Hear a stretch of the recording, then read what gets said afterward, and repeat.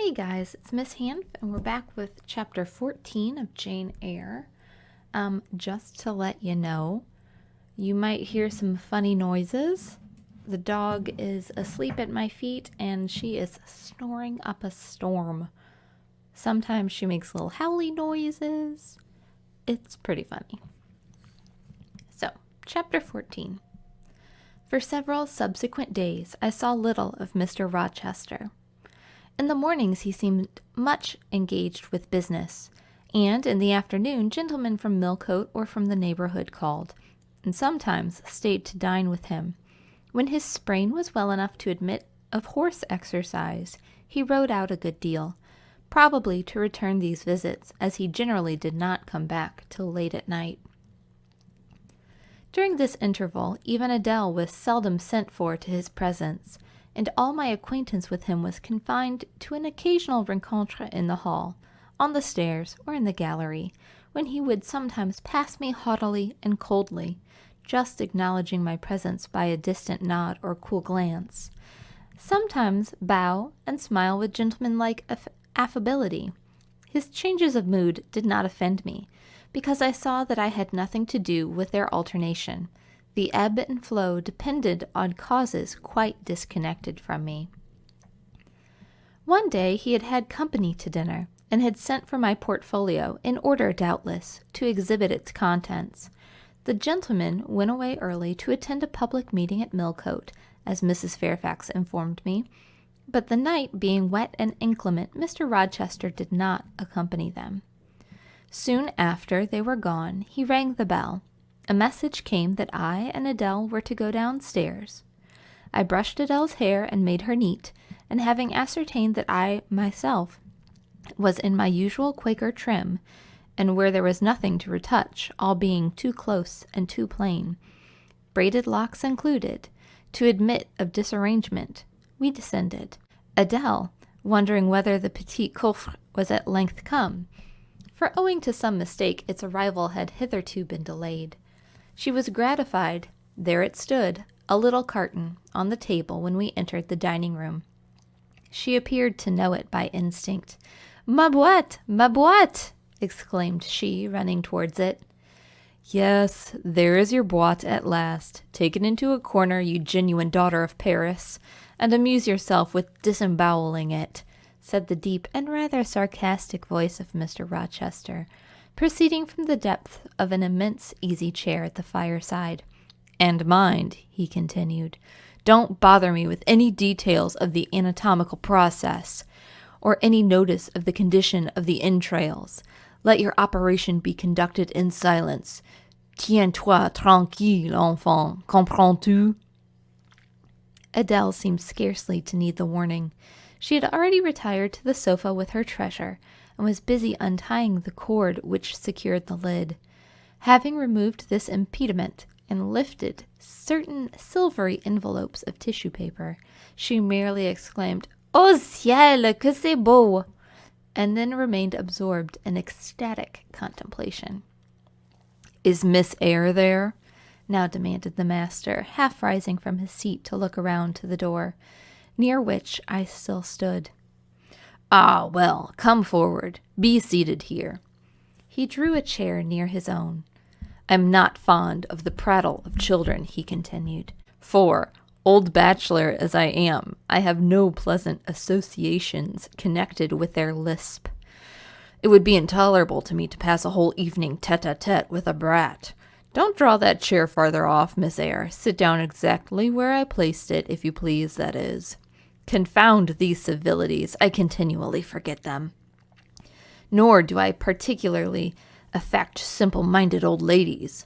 By the by, I must have mine in mind. It won't do to neglect her. She is a Fairfax, or wed to one, and blood is said to be thicker than water." He rang, and dispatched an invitation to Mrs. Fairfax, who soon arrived, knitting basket in hand. "Good evening, madame. I sent you for a charitable purpose. I have forbidden Adele to talk to me about her presence, and she is bursting with repletion. Have the goodness to serve her as auditress and interlocutrice. It will be one of the most benevolent acts you have ever performed." Adele, indeed, no sooner saw Mrs. Fairfax than she summoned her to her sofa, and there quickly filled her lap with porcelain, ivory, and waxen contents of her boîte, pouring out meantime explanations and raptures in such broken English as she was mistress of. "Now, I have performed the part of a good host," pursued Mr. Rochester, "put my guests into the way of amusing one another. I ought to be at liberty to attend to my own pleasure. Miss Eyre, draw your chair still a little farther forward. You are yet too far back. I cannot see you without disturbing my position on this comfortable chair, which I have no mind to do." I did as I was bid, though I would much rather have remained somewhat in the shade. But Mr. Rochester had such a direct way of giving orders, it seemed a matter of course to obey him promptly. We were, as I have said, in the dining-room. The lustre, which had been lit for dinner, filled the room with a festal breadth of light. The large fire was all red and clear. The purple curtains hung rich and ample before the lofty window and loftier arch. Everything was still, save the subdued chat of Adele, and, filling up each pause, the beating of winter rain against the panes. Mr. Rochester, as he sat in his damask-covered chair, looked different to what I had seen him look before, not quite so stern, much less gloomy. There was a smile on his lips, and his eyes sparkled, whether with wine or not, I'm not sure, but I think it very probable. He was, in short, in his after-dinner mood, more expanded and genial, and also more self-indulgent than the frigid and rigid temper of the morning. Still he looked preciously grim, cushioning his massive head against the swelling back of his chair, and receiving the light of the fire on his granite-hewn features. And in his great dark eyes, for he had great dark eyes, and very fine eyes too, not without a certain change in their depths sometimes, which, if it was not softness, reminded you at least of that feeling. He had been looking 2 minutes at the fire, and I had been looking the same length of time at him, when, turning suddenly, he caught my gaze fastened on his features. "You examine me, Miss Eyre," said he. "Do you think me handsome?" I should, if I had deliberated, have replied to this question by somewhat conventionally vague and polite words, but the answer somehow slipped from my tongue before I was aware. "No, sir." "Ah, by my word, there is something very singular about you," said he. "You have the air of a little nonette, quaint, quiet, grave, and simple, as you sit with your hands before you and your eyes generally bent on the carpet, except, by the by, when they are directed piercingly to my face, as just now, for instance. And when one asks you a question, or makes a remark to which you are obliged to reply, you rap out a round rejoinder, which, if not blunt, is at least brisk. What do you mean by it?" "Sir, I was too plain. I beg your pardon. I ought to have replied that it's not easy to give an impromptu answer to a question about appearances, that tastes mostly differ, and that beauty is of little consequence, or something of that sort." "You ought to have replied no such thing. Beauty of little consequence, indeed. And so, under pretense of softening the previous outrage, of stroking and soothing me into placidity, you stick a sly penknife under my ear. Go on. What fault do you find with me, pray? I suppose I have all my limbs and all my features like any other man." "Mr. Rochester, allow me to disown my first answer. I intended no pointed repartee. It was only a blunder." "Just so. I think so. And you shall be answerable for it. Criticize me. Does my forehead not please you?" He lifted up the sable waves of hair which lay horizontally over his brow, and showed a solid enough mass of intellectual organs, but an abrupt deficiency where the suave sign of benevolence should have risen. "Now, ma'am, am I a fool?" "Far from it, sir. You would, perhaps, think me rude if I inquired in return whether you are a philanthropist." There again, another stick of the penknife, when she pretended to pat my head, and that is because I said I did not like the society of children and old women. No, young lady, I am not a general philanthropist, but I bear a conscience." And he pointed to the prominences, which are said to indicate the faculty, and which, fortunately for him, were sufficiently conspicuous, giving indeed a marked breadth to the upper part of his head. "And besides, I once had a kind of rude tenderness of heart. When I was as old as you, I was feeling fellow enough, partial to the unfledged, unfostered, and unlucky. But fortune has knocked me about since. She has even kneaded me with her knuckles, and now I flatter myself I am hard and tough as an india-rubber ball, pervious, though, through a chink or two still, and with one sentient point in the middle of the lump. Yes, does that leave hope for me?" "Hope of what, sir?" "Of my final retransformation from india-rubber back to flesh." Decidedly, he has had too much wine, I thought, and I did not know what answer to make of his weird question. How could I tell whether he was capable of being retransformed? "You look very much puzzled, Miss Eyre, and though you are not pretty any more than I am handsome, yet a puzzled air becomes you. Besides, it is convenient, for it keeps those searching eyes of yours away from my features, and busies them with the worsted flowers of the rug. So puzzle on. Young lady, I am disposed to be gregarious and communicative tonight." With this announcement he rose from his chair and stood, leaning his arm on the marble mantelpiece. In that attitude his shape was seen plainly as well as his face, his usual breadth of chest disproportionate almost to his length of limb. I am sure most people would have thought him an ugly man, yet there was so much unconscious pride in his port, so much ease in his demeanor, such a look of complete indifference to his own external appearance, so haughty a reliance on the power of other qualities, intrinsic or adventitious, to atone for the lack of mere personal attractiveness, that, in looking at him, one inevitably shared the indifference, and, even in a blind and perfect sense, put faith in the confidence.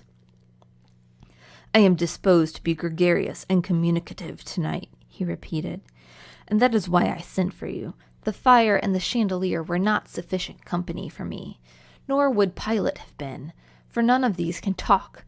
Adele is a degree better, but still far below the mark. Miss Fairfax, ditto. You, I am persuaded, can suit me if you will. You puzzled me in the first evening I invited you down here. I have almost forgotten you since. Other ideas have driven yours from my head, but tonight I am resolved to be at ease, to dismiss what importunes, and recall what pleases. It would please me now to draw you out, to learn more of you. Therefore, speak." Instead of speaking, I smiled, and not a very complacent or submissive smile either. "Speak," he urged. "What about, sir?" "Whatever you like. I leave both choice of subject and the manner of treating it entirely to yourself." Accordingly, I sat and said nothing. If he expects me to talk for the mere sake of talking and showing off, he will find he has addressed himself to the wrong person, I thought. "Are you dumb, Miss Eyre?" I was dumb still. He bent his head a little towards me, and with a single hasty glance seemed to dive into my eyes. "Stubborn," he said, "and annoyed. Ah, it is consistent. I put my request in an absurd, almost insolent form. Miss Eyre, I beg your pardon. The fact is, once and for all, I don't wish to treat you like an inferior. That is, I claim only such superiority as must result from 20 years' difference in age and a century's advance in experience. This is legitimate, a gitan, as Adele would say. It is by virtue of this superiority and this alone that I desire you to have the goodness to talk to me a little now and divert my thoughts, which are galled with dwelling on one point, cankering as a rusty nail." He had deigned an explanation, almost an apology, and I did not feel insensible to his condescension, and would not seem so. "I am willing to amuse you, sir, if I can, quite willing, but I cannot introduce a topic, because how do I know what will interest you? Ask me questions, and I will do my best to answer them." Then, in the first place, do you agree with me that I have a right to be a little masterful, abrupt, perhaps exacting sometimes? On the grounds I stated, namely, that I am old enough to be your father, that I've battled through varied experience with many men of many nations and roamed over half the globe, while you have lived quietly with one set of people in one house? Do as you please, sir. That is no answer, or rather, it is a very irritating one, because it is evasive. Reply clearly. I don't think, sir, you have a right to command me merely because you are older than I, or because you have seen more of the world than I have. Your claim of superiority depends on the use you have made of your time and experience. Promptly spoken. But I won't allow that, seeing as it would never suit my case, as I have made an indifferent, not to say bad, use of both advantages. Leaving superiority out of the question, then, you must still agree to receive my orders now and then, without being piqued or hurt by the tone of command, will you? I smiled. I thought to myself, Mr. Rochester is peculiar. He seems to forget he pays me £30 per year for receiving his order. The smile is very well, said he, catching instantly the passing expression. But speak too. I was thinking, sir, that very few masters would trouble themselves to inquire whether or not their paid subordinates were piqued or hurt by their orders. Paid subordinates? What? You are my paid subordinate, are you? Oh, yes, I had forgotten the salary. Well, then, on that mercenary ground, will you agree to let me hector a little? No, sir, not on that ground, but on the ground that you did forget it, and that you care whether or not a dependent is comfortable in his dependency, I agree heartily. And will you consent to dispense with a great many conventional forms and phrases, without thinking that the omission arises from insolence? I'm sure, sir, I should never mistake informality for insolence. One I rather like, the other nothing freeborn would submit to, even for a salary. Humbug. Most things freeborn will submit to anything for a salary. Therefore, keep to yourself, and don't venture on generalities of which you are intensely ignorant. However, I mentally shake hands with you for your answer, despite its inaccuracy, and as much for the manner in which it is said as for the substance of the speech. The manner was frank and sincere. One does not often see such a manner. No, on the contrary, affectation or coldness or stupid, coarse-minded misapprehension of one's meaning are the usual rewards of candor. Not 3,000 raw schoolgirl governesses would have answered me as you have just done. But I don't mean to flatter you. If you were cast in a different mold to the majority, it is no merit of yours. Nature did it. And then, after all, I go too fast in my conclusions. For what I yet know, you may be no better than the rest, and you may have intolerable defects to counterbalance your few good points. And so may you, I thought. My eye met his as the idea crossed my mind. He seemed to read the glance, answering as if its import had been spoken aloud as well as imagined. Yes, you are right, said he. I have plenty of faults of my own. I know it, and I don't wish to palliate them, I assure you. God, what I need not be too severe about others. I have past existence, a series of deeds, a color of life to contemplate within my own breast, which might well call my sneers and censures from my neighbors to myself.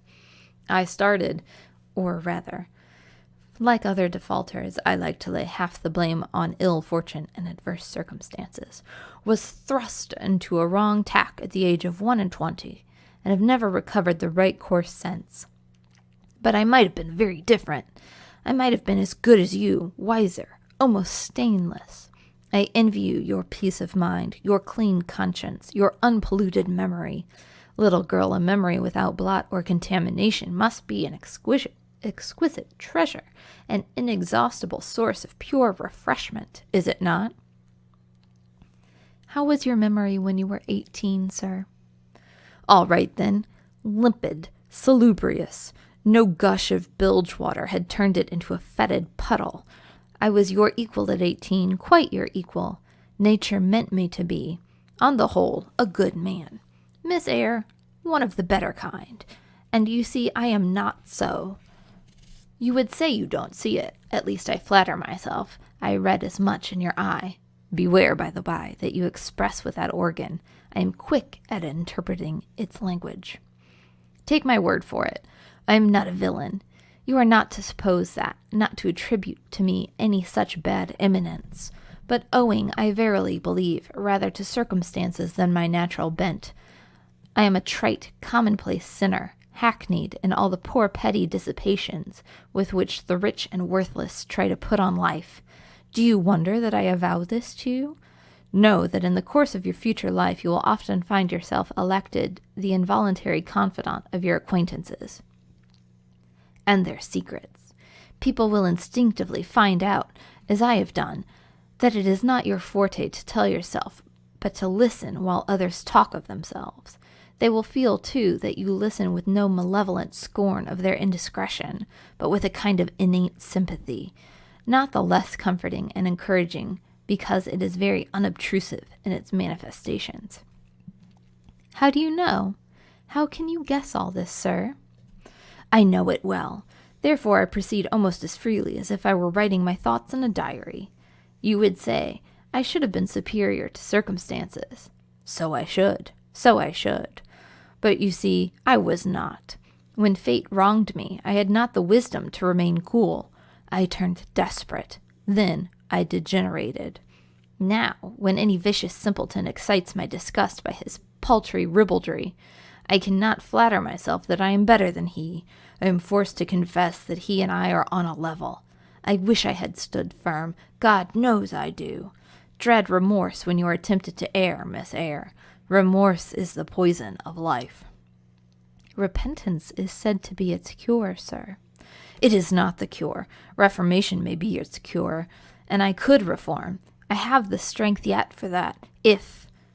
But where is the use of thinking of it, hampered, burdened, cursed as I am?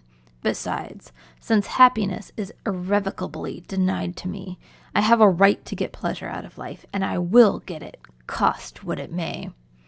Then you will degenerate still more, sir. Possibly.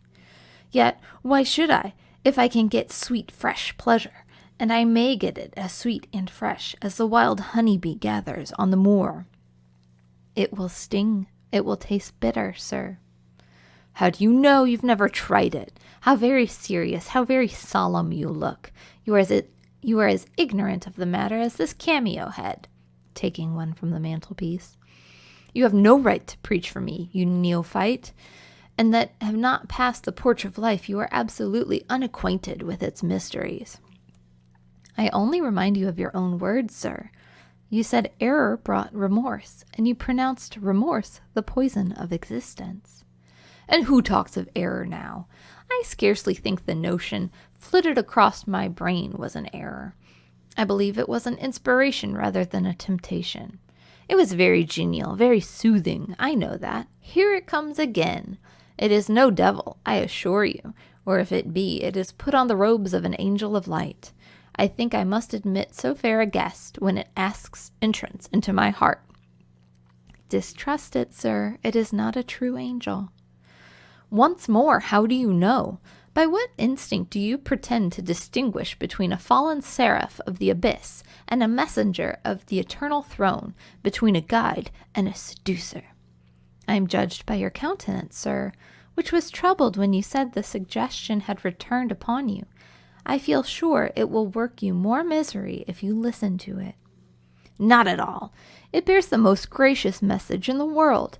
For the rest, you are not my conscience keeper, so don't make yourself uneasy. Here, come in, bonny wanderer. He said this as if he spoke to a vision, viewless to any eye but his own. Then, folding his arms, which he had half extended on his chest, he seemed to enclose in their embrace the invisible being.